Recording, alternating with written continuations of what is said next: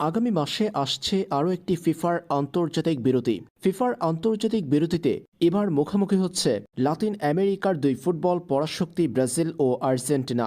বিশ্ব ফুটবলে কোটি ভক্তের চোখ তাই ফিফার আগামী উইন্ডোতে 2026 বিশ্বকাপ বাছাই পর্বের ম্যাচে দক্ষিণ আমেরিকা অঞ্চলের সবচেয়ে হাই ভোল্টেজ লড়াই এটি। ব্রাজিল আর্জেন্টিনার সুপার ক্লাসিকো অনুষ্ঠিত হবে ব্রাজিলের মাঠে। রিও দি জেনেইরোর মারাকানা স্টেডিয়ামে অনুষ্ঠিত হবে ব্রাজিল আর্জেন্টিনার হাই ভোল্টেজ লড়াইটি। এর আগে সবশেষ দুই দলের লড়াইটি বাতিল হয়েছিল অনাকাঙ্ক্ষিত কারণে। সেটিও ছিল বিশ্বকাপ বাছাই পর্বের লড়াই। এদিকে বিশ্বকাপ বাছাই পর্বের এবারের আসরে ব্রাজিল এরই মধ্যে 4 ম্যাচে একটিতে হেরেছে, অপর একটিতে ড্র। বাকি দুটি ম্যাচ জিতেছে ব্রাজিল। 5 বারের বিশ্ব চ্যাম্পিয়নদের জয় কেবল দুটি ম্যাচে। অন্যদিকে আর্জেন্টিনা নিজেদের খেলা প্রথম 4 ম্যাচের 4টিতেই জিতেছে। পয়েন্ট টেবিলে সবার উপরে আছে আর্জেন্টিনা। আর্জেন্টিনার পরে উরুগুয়ে এবং 3 নম্বর পজিশনে আছে ব্রাজিল। টানা জয়ে আর্জেন্টিনা সবার উপরে অবস্থান করছে।